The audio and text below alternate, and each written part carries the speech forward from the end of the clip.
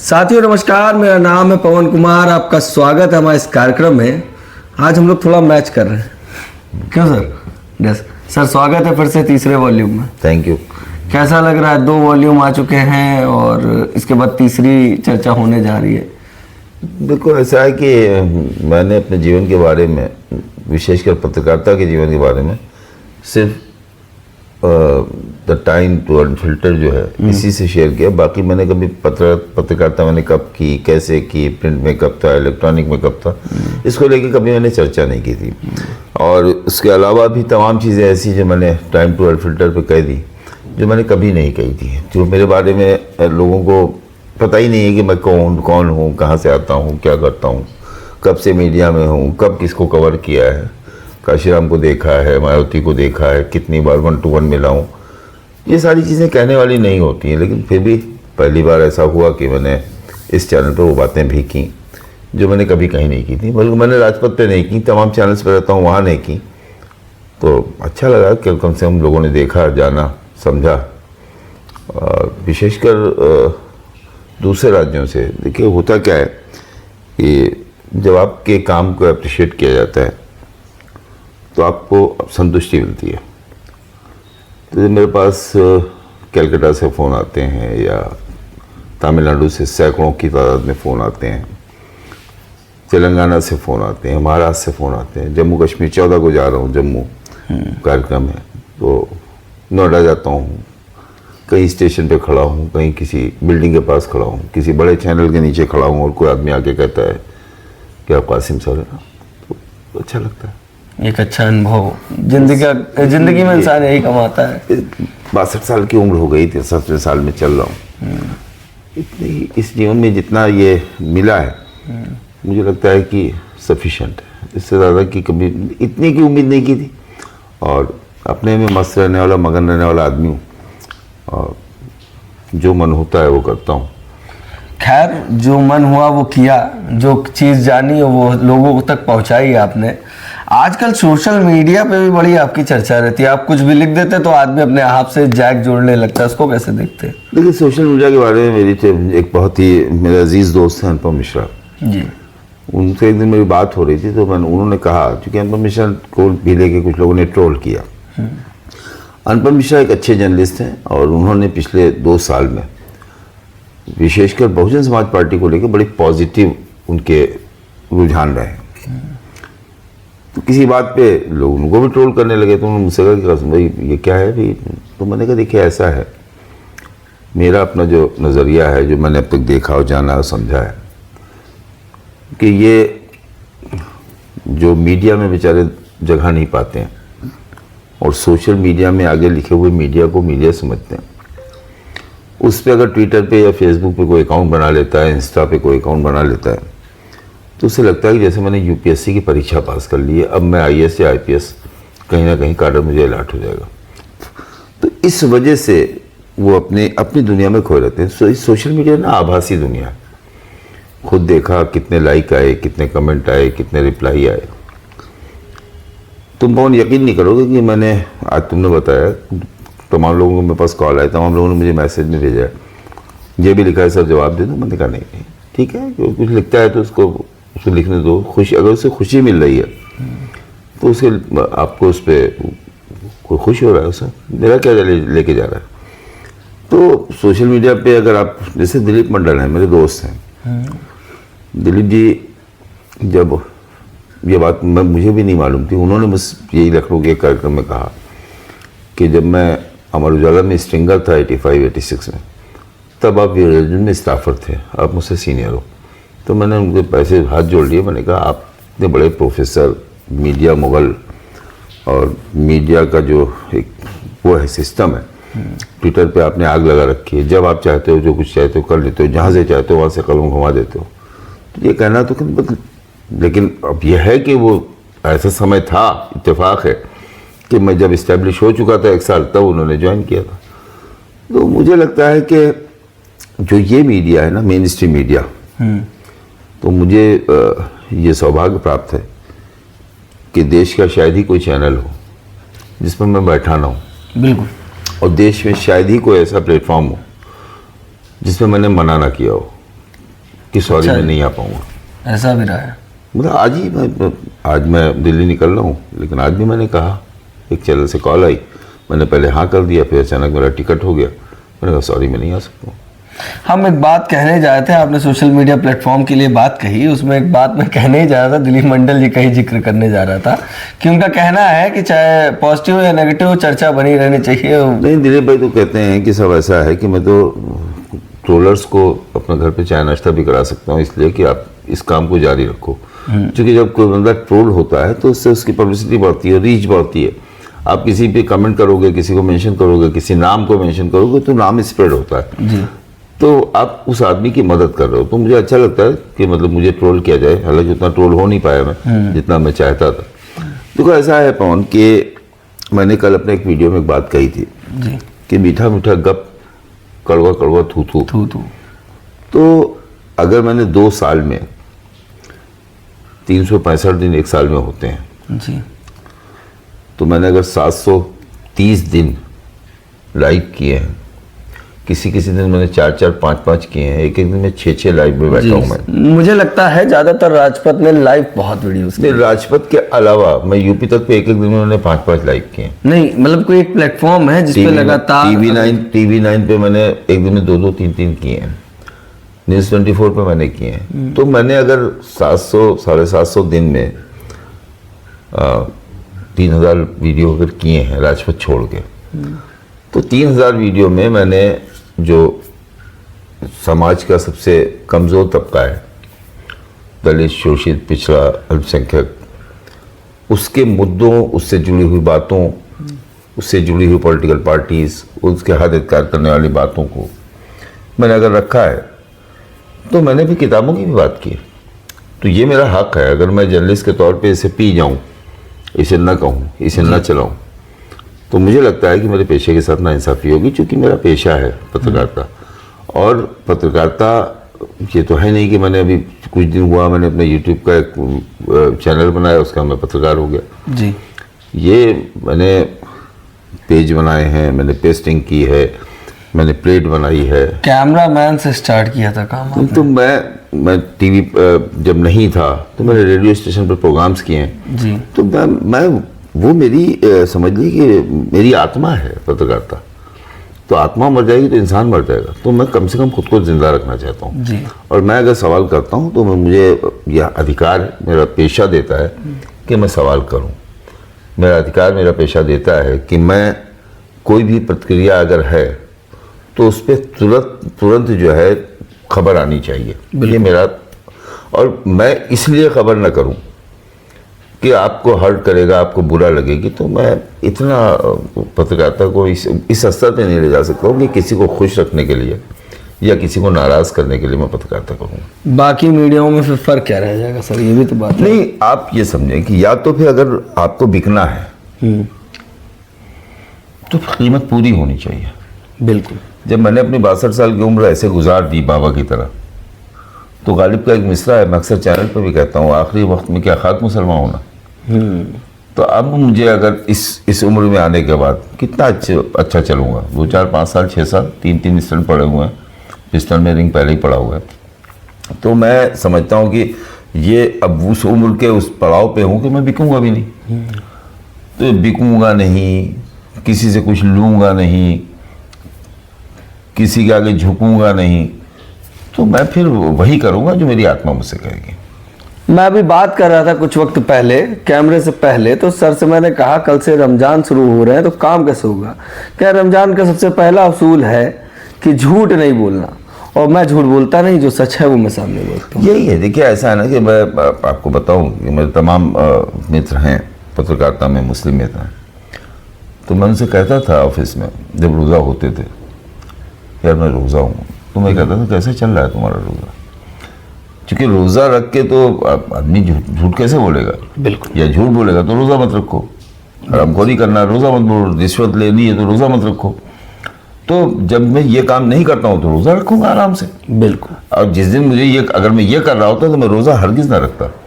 सही। क्योंकि रोज़ा रख के हरामकारी तो नहीं हो सकती, रोज़ा रख के झूठ तो नहीं बोला जा सकता। और मैं पत्रकारिता में हूँ या आम जीवन में हूँ, तुम मुझसे तमाम बातें करते हो, मैं साफ साफ बात करता हूँ। बिल्कुल। मैं झूठ बोलने का आदी नहीं हूँ। झूठ, अच्छा झूठ क्यों बोला जाए? जी। झूठ या तो डर में आदमी बोलता है या फायदे में बोलता है। डरता मैं किसी से हूँ नहीं, फायदा मैं किसी से लेता नहीं, जरूरत क्या मुझे झूठ बोलने की? और यही चक्कर में कासिम जी को बड़ा बनाती है। अब बड़े की बात नहीं है, देखिए ऐसा है, हर इंसान जो है वो एक अच्छा इंसान तो बन ही सकता है ना, ये तो उसके अपने हाथ में। तो मैं एक अच्छा इंसान बनने की कोशिश करता हूँ, किसी को फायदा देने के लिए, किसी को नुकसान करने के लिए मैं नहीं बनाऊँ, और न मैं फायदा और नुकसान देखता हूँ।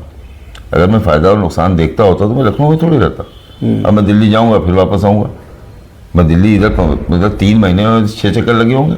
एक चैनल ज्वाइन किया है, तनख्वाह आती है, किराया हो जाता है, मसला क्या है भाई? मैं राजपथ के भरोसे तो हूँ नहीं, मैं TV9 या यूपी तक के भरोसे तो हूँ नहीं। मैं एक चैनल का पॉलिटिकल एडिटर भी हूँ, सैटेलाइट चैनल है, कश्मीर का बड़ा चैनल है, मुझे तनख्वाह भी मिलती है। तो जो मुझे तनख्वाह मिलती है तो मेरे किराए पे चली जाती है, मैं अपना आराम से आता हूँ दिल्ली, घूमता फिरता हूँ, मिलता मिलाता हूँ लोगों से, फिर अपना टिकट लेता हूँ, चला आता हूँ। महीने का 8,000 10,000 रुपये तो खर्च होगा, अगर हर हफ्ते जाऊँगा तब भी। बिल्कुल। तो उससे कहीं ज़्यादा मुझे तनख्वाह मिलती है। तो मुझे लगता है कि जब आप संतुष्ट होते हैं, जब आपके खर्च चल रहे होते हैं, तो आपको इधर उधर झांकने की ज़रूरत नहीं पड़ती। बिल्कुल। और मेरा तो सौभाग्य है, आप भी यूट्यूब पर एक हैंडल चलाते हो, अच्छा चलाते हो, मेहनत करते हो। मुझे तो, मैं अगर ऐसे पट्टी चला देता हूँ, स्ट्रिप चला देता हूँ मेरे चैनल पे, मैं अपना पेटीएम नंबर दे देता हूँ, तो मेरे चैनल पे शाम तक मुझे 1,000-2,000 रुपये लोग भेज देते हैं। जी। उससे ज़्यादा की ज़रूरत क्या है? जरूरत ही नहीं। भाई 19-20 हज़ार रुपये का मेरा स्ट्रीम यार्ड 1 साल का है जी। फिर वो खरीद गया। उसके अलावा कुछ हमारे साथ 2 लोग हैं, 3 लोग हैं, दिल नवाज है, थम बनाता है, हमारे गौरव है, मेहनत करता है, पूजा है, मेहनत करती हैं, आपस में बांट देता हूँ। और वो मेहनत जो करते हैं वो खुद ले जाते हैं, वो कासिम सर भी नहीं रखते। ये भी सबसे बड़ी चीज़ है। मैं तो देखिए ऐसा ना कि चूंकि मैं 85 से इस फील्ड में हूँ, मुझे मालूम है कि प्रेस कॉन्फ्रेंस में जाने के लिफाफे मिलते हैं। जी। अब आईडी लगने के आदमी जो है लिफाफे देता है, तो अगर पवन आईडी लगा के पवन को लोग इनाम के तौर पे, विज्ञापन के तौर पे कुछ दे रहे हैं, तो ये मेरा हक थोड़ी कि मैं पवन से वो लिफाफा ले लूँ। जी। और चूंकि वो पवन को मिला है ना, हाँ, वो पवन विज्ञापन के लिए, बिल्कुल सही। तो पवन का है। तो मुझे लगता है कि मीडिया के इस दौर में मैं अभी भी अपने उन पुराने तजुर्बों को अभी पूरी तरह से इम्प्लीमेंट नहीं कर पाया हूँ। आखिरी बार वक्त कब निकाल पाए थे अपने लिए? क्योंकि जिस तरह से आप बता रहे, मैं एक बात बता दूं, मैं हरियाणा गया, दिल्ली गया, खबर भी की, और समय नहीं मिलता अपने बारे में सोचने का। आपको लगता है मीडिया का काम करना इतना आसान है, तो एक बार जनाब से अपना फेसबुक आईडी बना के देख लीजिए। बहुत ही नपातुला हाथ रखना पड़ता है और चीज़ों को बैलेंस करके चलना पड़ता है। आपको वक्त नहीं मिलता लोगों से बात करने का, और लोगों के पास वक्त नहीं है कि आपको समय देने का। सर तो गुरु सॉरी पवन, मेरे 4 बच्चियां हैं जी, और सब 2 पढ़ रही हैं, 2 जॉब में हैं, और दोनों की शादी हो चुकी है। कल मेरी बेटी का फ़ोन आया कि अब्बा 1 हफ्ता हो गया आपको नहीं देखा जी, दिल्ली जा रहा हूँ, चला जाऊंगा बच्चों के तो साथ। दिल्ली जा बच्चे, ये तो आप बहाना मार रहे हैं हमारे चैनल पे, क्योंकि आपका कहना था, इस बात को मैंने कैप्चर कर लिया, क्योंकि चैनल का एक काम है, उस चक्कर में जा रहे हैं। वो है कि लड़कों को आईडी, जब तुमने देखा होगा मैंने फेसबुक पे अभी फोटो डाली थी, जो हमारे रिपोर्टर्स आ रहे हैं, मंडल के रिपोर्टर से लेकर, उनको आईडी देनी होती है। तो वो ये होता है कि आप पॉलिटिकल एडिटर हैं दिल्ली, चूँकि वही देख रहा हूँ पूरा, ये पूरा बंगाल से लेके यहाँ तक, उत्तराखंड तक, तो देना रहता है। लड़कों को भी लगता है कि भाई सर आए थे, सर ने आईडी दे दी, तो किराया वहाँ से मिल जाता है।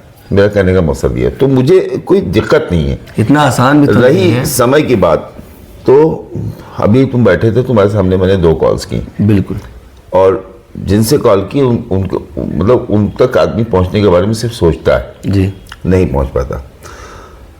मुझे बहुजन समाज पार्टी की खबरें अंदर तक की मिल जाती हैं, जी, इसलिए कि मैंने अपने 91 से मैंने समय दिया है, 91 से मैं बसपा कवर कर रहा हूँ। मैंने देखा फेसबुक पे, जो लड़के आज ट्विटर पर और फेसबुक पे बने हुए हैं और वो बहुजन समाज पार्टी या किसी नेता विशेष के बारे में अपनी प्रतिक्रिया देते हैं, उनकी उम्र 30 साल, 31 साल, 19 साल, 26 साल, 28 साल है। जी, मैं 40 साल हो गए मुझे इस मैदान में, जी जिसमें से 91 से आज तक अगर तुम जोड़ोगे तो कितने साल तो मुझे बसपा को कवर करते हो गए।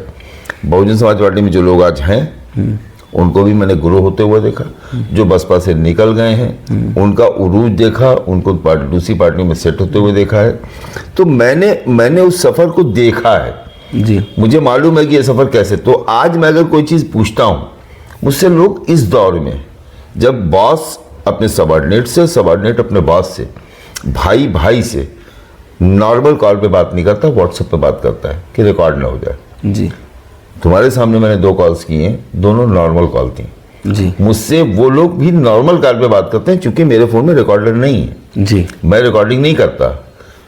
तमाम बातें ऐसी हैं जो मेरे सीने में दफन है, मैंने उसको कभी नहीं क्या कहते हैं मीडिया में, क्योंकि मीडिया का जो पहला सबक है कि अपने सूत्रों की इज्जत और सूत्रों का एहतराम और सूत्रों की उसको ख्याल रखना है। जी आपने मुझे कोई बात बताई तो फिर आप ही ये बताते हो कि इसको अभी मत चलाना।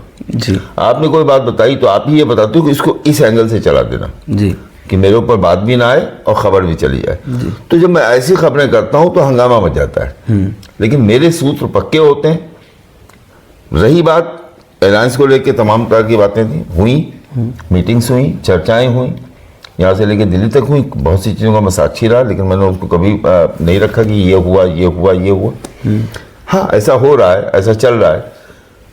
लेकिन मायावती के बारे में मैं हमेशा कहता हूँ कि मोस्ट अनप्रेडिक्टेबल लीडर है मायावती। बिल्कुल, उनके बारे में आप प्रिडिक्ट नहीं कर सकते। सही बात है। तो मायावती क्या चाहती हैं ये बात तो नहीं जानते हैं रामजी गौतम, नहीं जानते हैं आकाश आनंद, नहीं जानते हैं आनंद कुमार, नहीं जानते हैं विचित्रा, नहीं जानते हैं अशोक सिद्धार्थ, नहीं जानते उनके कोऑर्डिनेटर्स। तो ट्विटर और फेसबुक पर बैठे हुए लोग क्या जानेंगे, मीडिया के लोग क्या जानेंगे, कौन आया कौन गया, इससे आप उस डॉट्स को जोड़ सकते हैं। उससे कोई तस्वीर अगर बनती है तो उस तस्वीर को परोस सकते हैं। वो मैंने 1-2 बार किया कि मैंने जोड़ा कि भाई सतीश मिश्रा रोज जाने लगे, कई चक्कर लगने लगे, इसके पीछे मकसद क्या है। 3 महीने पहले तो कम जाते थे, या दिल्ली गई अचानक तो कैसे गई। अच्छा, तो ये वजह थी कि आनंद कुमार जो है उनकी तबीयत खराब थी, देखने गई थी। तो वो इतने फ़ोन करता हूँ तब जाके ये खबर कंफर्म होती है। और लोग सोशल मीडिया पर बैठ के पूरी पूरी खबरें उठा देते हैं। वो कि तेलंगाना में गठबंधन हो गया, यहाँ पे गठबंधन हो गया, पंजाब में बात पक्की हो गई। तो वो कैसे होता है, वो जैसे अभी टिकट लोगों ने बांट दिया। जी, मुझसे भी एक चैनल पे एक पंडित जी हैं, उन्होंने कहा कि साहब ऐसा है कि बीएसपी के टिकट तो दूसरी पार्टियां तय करती हैं। मैंने कहा नहीं, गलत कह रहे हैं। फिर उन्होंने कहा नहीं, दूसरी पार्टियां तय करती, मैंने तय कराए। मैंने कहा पार्टियां नहीं तय करती, किताब तय करती है। और मैंने लाई 40-50 टिकट जो आप कहिए मैं करवा दूँ आपके, मुझे मालूम अच्छा है। हाँ, ये बात मुझे माफी का चाहूंगा, रोकूंगा। पहले एक बात और मैं कह दूं, कासिम सर की अगर आपने वीडियो नहीं देखी है तो हमारे चैनल पे आसानी से देख सकते हैं। कासिम सर के चैनल पे भी नहीं है। एक बात मैं आपको बता दूं कि बसपा कभी लिफाफा नहीं देता, ना गिफ्ट देता है। और उस समय भी कासिम सर बसपा की बीट देखते थे सर। जैसे उस जमाने में लोग कांग्रेस पकड़ते थे, जनता दल पकड़ते थे, बीजेपी पकड़ते थे, और बहुजन समाज पार्टी की कोई नहीं पकड़ता। 91 में कोई बीट पे जाता ही नहीं, कुछ मिलता नहीं था, क्योंकि वहाँ चाय भी नहीं मिलती थी। बिल्कुल। मैं कहता था बीएसपी को, उस जमाने में मैंने खबरें की हैं, जी। क्योंकि बीएसपी मेरी बीट थी, मुझे अच्छा लगता था। तो वो मैंने तो वो सारी चीजें देखी की हैं। आज के समय में अगर आप चैनल पे या किसी जगह बैठते हैं तो आप मैं बसपा का कार्यकर्ता तो नहीं बन सकता ना, मैं बसपा का प्रवक्ता तो हूं नहीं। तो मेरे पास जो खबर है, मेरे पास खबर है, मैंने तमाम चीज़ों का मैं साक्षी हूँ, मैं अपनी आंखों से देख रहा हूँ, मेरे सामने तमाम चीज़ें हो रही। तो मैं ये तो नहीं कहूँगा ना कि पवन के साथ में गया था तो ऐसा हुआ था जी, लेकिन मैं ये ज़रूर कहूँगा कि ऐसा हुआ था जी। तो ये चीज़ें जो हैं इससे कोई इनकार भी नहीं करता। मैंने कहा भी कि उनकी किताब है मेरा संघर्ष में जीवन और सफरनामा, और किताब ऐसी कहा मैंने, मोटी मोटी बात की। तो फिर उन्होंने कहा, फिर मैंने उनको जवाब दिया कि नहीं, दोनों में अंतर उनका नहीं, दोनों एक बात है। मैंने कहा दोनों बड़ा फर्क है। आप कह रहे हैं पार्टी, तो पार्टियां अगर तय करती हैं तो दूसरी बात हो गई। जी, किताबें तय करती हैं तो बसपा के बारे में हर आदमी जानता है कि बसपा में किताबों का चलन है, किताबों की बात होती है। वो किताब जो है मायावती की लिखी हुई जीवनी की भी किताब हो सकती है, वो किताब जो है रसीद बुक भी हो सकती है, कोई भी किताब हो सकती है। तो सर एक चीज मैं कहूंगा कि एक सवाल अक्सर उठ रहा था, मैंने कहा आपसे पूछूंगा जरूर। जो आपने एक बात कही अभी बीच में कि जिसको चाहिए टिकट वाली बात, तो एक बार आपने चैनल पे भी कह दी थी, तो लोग कहने लगे कि अब तो ये भी टिकट बांटने लगे। नहीं तो मैं तो फिर कह रहा हूँ और तुमको इसका अधिकार दे रहा हूँ, जाओ मेरे घर लेके आओ, सीट बताओ, मैं टिकट दिलवा दूंगा, लेकिन उसको उनकी शर्त पूरी करनी पड़ेगी। शर्तें? अब वो शर्त क्या है वो वहां जाके तय कर लीजिए। बिल्कुल। मैं अभी भी कह रहा हूँ आपसे, क्योंकि मुझे बीएसपी का रास्ता मालूम है। ये 91 से जिस पार्टी को देख रहा हूँ उसमें मुझे किसी से रास्ता पूछना है? मैं जिस पार्टी को 91 से देख रहा हूँ जी, जब कोई नहीं देख रहा, मैंने नसीमुद्दीन सिद्दीकी भी देखा, मैंने सोनालाल पटेल भी देखा, मैंने नंदलाल पटेल भी देखा, मैंने क्या कहते हैं रामचंद्र राजभर भी देखा, मैंने लालजी वर्मा भी देखा, मैंने आर के चौधरी भी देखा, मैंने रामसमुद पासी भी देखा, मैंने राज बहादुर भी देखा, तो ये जो सूत्र मैंने शेख सुलेमान भी देखा जी। ठीक है, तो मैं तो उस दौर से आज तक देखता हुआ चला रहा हूँ। राज बहादुर पहले देखते प्रदेश के, तब से लेके आज के प्रदेश अध्यक्ष विश्वनाथ पाल तक जानता हूँ मैं, तो मुझे मालूम है ना, तरीका मालूम है मुझे। मैं तुम लाओ, मैं तुमको तरीका बता दूंगा, जो हो जाएगा। और अगर मैं अपने पेशे का ईमानदार ना होता तो मैं भी तुम्हारा मोबाइल खोल के तुमको 50 चीजें दिखा देता, लेकिन मैं अपने पेशे का ईमानदार हूँ, मैं ऐसा नहीं कर सकता, क्योंकि मैं रिकॉर्डिंग नहीं करता जी। अगर मैं रिकॉर्डिंग करता तो मेरे लोगों से इतने अच्छे संबंध ना होते। संबंध क्या कि एक पत्रकार की भी एक भूमिका होती है कि वो अपनी सूत्रों को, अपनी चीजों को मेंटेन रखे, तभी आगे लोगों का भरोसा बनता है। सर भाई नसीमुद्दीन सिद्दीकी ने जब अपनी रिकॉर्डिंग चला दी मायावती की, उसी दिन के बाद खत्म हो गए नसीमुद्दीन सिद्दीकी। तो ये भी याद रखिए कि आपको गोपनीयता को बचा के रखना है, आपके साथ आपके कब्र में जानी चाहिए वो चीज जी। मैं अपने मोबाइल में रिकॉर्डर सिर्फ इसलिए नहीं रखता हूँ, मेरे तमाम रिपोर्टर्स मुझसे कहते थे उस ज़माने में जब मैं चैनल में था, दूसरे चैनल्स में था, मैं 4 TV में था, मैं तहजीब में था, मैं पूरा यूपी और उत्तराखंड और क्या कहते हैं 2-2, 3-3, 5-5 स्टेट देखता था। सर आपके फ़ोन में रिकॉर्डर नहीं? मैंने कहा नहीं, वजह उसकी ये है कि मेरा फ़ोन ख़राब हो गया, मान लीजिए मैंने बनने को दिया, मैं भूल गया उसमें से, उसने सारी रिकॉर्डिंग निकाल ली, तो इसलिए मैं रिकॉर्डर नहीं लगाता जी। फोन की रिकॉर्डिंग जो है इसलिए नहीं करता कि अगर दूसरे के हाथ लगे। यही कारण है कि तमाम लोगों के साथ जिंदगी खराब हो गई, तमाम लोगों की भी जिंदगी खराब हो गई। ये चीज जो है इसको हमेशा, सिर्फ बसपाई की नहीं बात कर रहा मैं, लोगों की भी बात कर रहा हूं। जैसे तुमने ये चीज पूछी, मैं पहले आदमी आप हो जिसको मैंने ये जवाब दिया, वरना सोशल मीडिया पर तमाम ट्रोल होता रहता है, मुझे तो खुशी होती है, मैं तो देखता भी नहीं, मुझे तो हैंडल नहीं मालूम किस हैंडल ने क्या लिखा है जी, क्योंकि मैं किसी को फॉलो ही नहीं करता हूँ जी। मुझे अगर 5000 लोग के आसपास फॉलो करते हैं, मैं शायद 50-55 लोगों को फॉलो करता हूँ सिर्फ। मैं फॉलो न्यूज़ अपडेट लेनी है, क्योंकि वो जिनको मैं फॉलो करता हूँ वहां से खबरें लेनी इसलिए करता हूँ। तुम यकीन करोगे, मैं मायावती को फॉलो नहीं करता, मैं राहुल गांधी को फॉलो नहीं करता, मैं मोदी को फॉलो नहीं करता, मैं नहीं करता, क्योंकि जब ANI है, PTI है, भाषा है, वार्ता है, तो उनके वेबसाइट पे जाने, उस पर जाने क्या, ट्विटर हैंडल पे भाई वहां जो भी होता है उनका ट्विटर की फौरन जो है आपके पास भेज दिया जाता है, हर जर्नलिस्ट के पास आता है, मेरे पास भी आ जाता है जी। तो उसके लिए मैं जाके फॉलो करूं तो मैं फॉलो करता ही नहीं। कई सवाल थे और कई बातें थी, कासिम सर से जानने की कोशिश की और बगैर बोले सर भी समझ गए कि किस विषय पे पवन जी बात करने आए हैं। खैर, अगर आपके मन में कोई सवाल हो तो आपके पास 15 तारीख तक मैं समय दे रहा हूं, क्योंकि वीडियो मैं कल डालने वाला था और आज डाल रहा हूं। इसका कारण भी कोई, माफ करिएगा, मैं इस वीडियो को जब डालूंगा उसके बाद 5 दिन बाद आपके जो सवाल होंगे मैं उसको लूंगा और कासिम सर से रिक्वेस्ट करूंगा कि दोबारा बैठे और जो लायक सवाल हो उस पर बात की जाए। और ऑनलाइन सर ने तो इतना भी छूट दे दिया कि लाइव हम लोग कर पाएंगे और समय सर से चाहेंगे तो आप लाइव बात कर पाएंगे। बाकी बने रहे हमारे चैनल के साथ। उसमें एक चीज और ऐड कर दूं जी, जब से ये ट्विटर हुआ और सब चीजें हुई जी, मेरे पास ऐसे ऐसे फोन आए हैं जो लोग कह रहे हैं सर कहीं आप गुस्से में चैनल मत बंद कर देना जी। मेरे करीबी लोग कहते हैं आप नाराज हो गए, ये ना करना कि राजपथ बंद, क्योंकि आपका कोई भरोसा नहीं है, आपको गुजाव नहीं करते जी। अच्छा, फिर सच है कि 1-1 करोड़ के सब्सक्राइबर के चैनल पे मैं बैठता हूँ, मुझे क्या होता राजपथ लेके ढूंढूंगा। अगर आपको लगता है आपकी आवाज है देखो, नहीं लगता मत देखो। आजकल हर प्लेटफॉर्म आपको बैठालता है। मुझे उसके देखो, मुझे खाली जैसे इससे खाली हो जाऊंगा दूसरी तरफ मेरी बढ़ जाएगी, जो मना करता हूँ नहीं आ पाऊंगा वहां जाने लगूंगा। अभी परसों भारत समाचार से कॉल आया, मैं नहीं दे पाया बाइक उनको, नहीं दी मैंने, उनके ऑफिस जाके करना, स्टूडियो करना पड़ता, मैं नहीं जाता हूँ। तो तमाम चैनल ऐसे हैं जो बुलाते हैं, मैं नहीं जाता हूँ। तो मैं तो ये प्लेटफॉर्म तो आपके लिए है, आपका मर्जी करो, देखो नहीं मर्जी मर्जी, लेकिन आप कहो कि राज पर चलता सैयद कासिम कव्वाली करें किसी की, आप ढोल बजाओ, ये नहीं हो। बिल्कुल नहीं।